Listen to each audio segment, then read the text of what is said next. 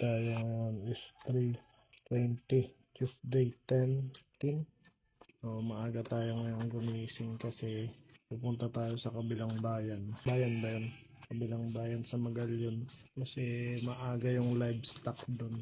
Bibili tayo ng baboy para sa birthday ni Bulaylay at saka sa binyag ni Rafa.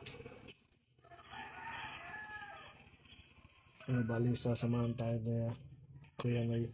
Dapat talaga doon mga bandang alas 3, alas 4 nandun ka na para abutan natin yung mga for sale na baboy, no? So ganun dito sa Negros kapag hindi pa masyadong kasi pa rin yung livestock o yung parang yung sa probinsya na dadalhin mo yung pambenta mo na baboy mula sa bahay, dadalhin mo sa doon sa bentahan para mabili yung paninda mo. Umaga pa lang, time check tayo for 18 in the morning. Kaya pa dami ng tao dito. Tanaw muna kami dito sa iba. Dami oh. Naku, laki oh.